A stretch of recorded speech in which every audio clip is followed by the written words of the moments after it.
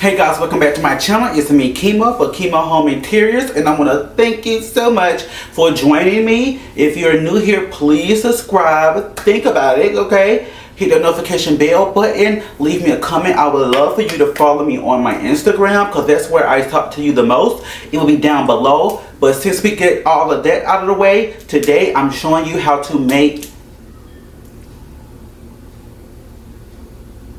What am I showing people how to make? Today I'm showing you how to make DIY art.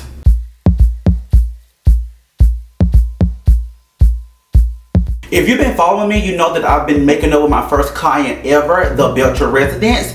And I've been, honey, trying to save money here, there, and everywhere, okay? So the main thing that I am good at is being a thrifty, crafty, thinking about it, reworking it type of queen. We wanted art, but we didn't want to pay for art because we wanted to put all the money in the furniture and in a couple other decorative accents. So I went out to the thrift store, I found one big canvas, and I also used canvases that the Belcher residents used to have. You know them live, laugh, love, the home is where the heart is. Just pick up the boots and move them over there to the door. Those type of signs, those canvas signs that you can get from Dollar Tree or from hell anywhere, they're out, girl. They're out. We're not using them no more. But what you can do, instead of throwing them away, you can rework the art. So what I did was I took all the canvases that she had with all those words and all those saying, honey, love, live, laugh, happiness is home, and all of that good stuff. I brought them home and I repainted them. So as you can see, I have all of these art canvas pieces that came out of the Belcher residence. Love, agape, honey, all kind of stuff. Cotton, honey. Why this black lady got a picture of cotton? Who knows? But we're gonna take them and we're going to paint over them. We're gonna be using Dex compound. We have all of these colors that we had sampled throughout the house because we did a lot of green in the house, especially in the kitchen. So we're just going to use those samples to tie the green into the living room, and we're just going to keep it pushing, darling.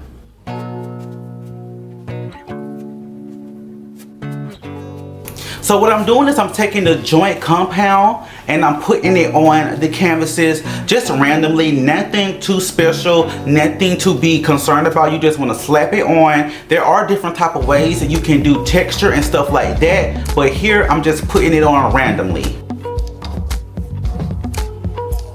I bought this tool from Amazon. It came in like a 3-piece and it's a wood grain tool, but I'm going to use it to see can I put some designs in these canvases. And it turns out that I did not really like it. So what I ended up doing is just going back over it with the joint compound because it just was not what I was looking for. It was too boho, and my client is not boho. We're doing modern, we're doing minimum. All right, so I'm going in with the Zinsser Bullseye 123 primer and this brush, and I'm just going to give them all a coat of primer. Once that primer is done, I'm going in with my darker color because the way I got the posters, the canvases laying on the table, that's the way that I'm hanging them on the wall from bottom to top. So I'm going to do my darker color at the bottom. I can't remember the names of these paints, girl. I will put them down below in the description box. But I just start at the bottom and I try to gradually move the color up so that each canvas will have the corresponding color. And I just get lighter and lighter as I go up. I don't really have a rhyme or reason. I just decided to do this. When I first was going to do the canvas, I was going to do them each individual color, but I decided against it. I really feel like I messed up the kind of tone on tone with this color green because it got more of a teal blue undertone to it, but it ended up working out in the end. This brown is just to add some patina and it just add a little bit of earthiness to it so that the colors don't look too cold, and it's a way to bring the cohesiveness to all of the canvases.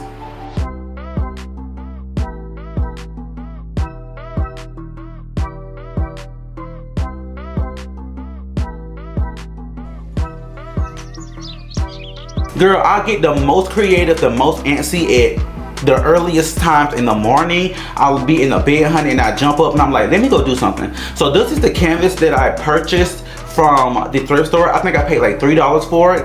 And this art is by Art D. Elvano. And I love this. The client loves this as well. But this was like $600, girl. And we was not paying $600 for no art. We ain't there yet. Maybe one day.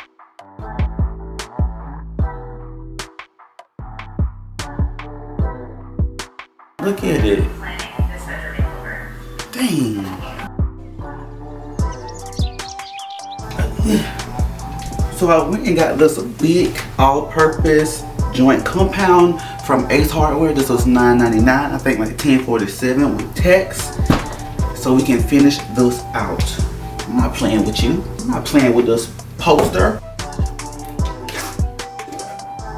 So I took that new compound and I'm just gonna cover the entire poster with this compound. Like I said, no certain way to do it. You just want to do it at your heart content. You can see I'm not even covering the entire poster. And I did a couple off camera just to see how it was gonna line up. And I used the paint bottle to do spacings, and I cut little pieces of tape to do each square. In the future, I feel like it would be best to make a stencil, like some type of cutout or maybe a sponge, and I can dip the sponge in the color and paste it onto the canvas. But this is what I had came up with. It was very tedious, darling, going back and forth, making sure the lines were straight, honey. But it's probably one of the most favorite DIY art I have done thus far.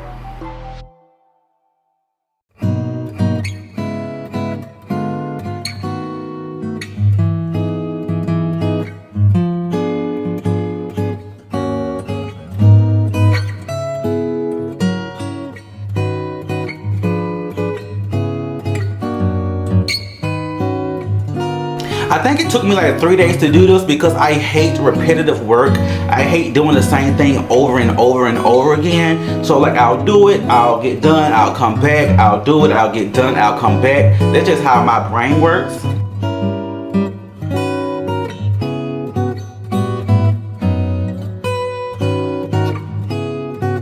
Now I'm at the picture estate and I'm using these pieces of wood and my Hart 18 gauge brad nailer, and I'm just going to trim it out. You can see I didn't paint the sides because I knew that it needed a trim. I think that is what makes it look bespoke.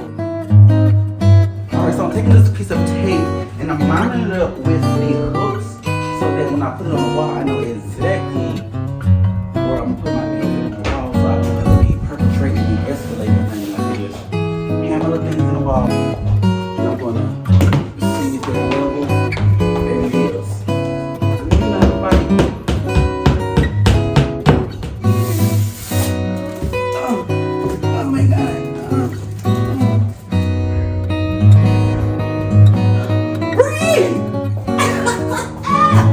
This is the final look of how it looks. I love how it turned out. I love the framing. I love the checkerboard. I love the texture. It's minimum texture. You can really see it in the light.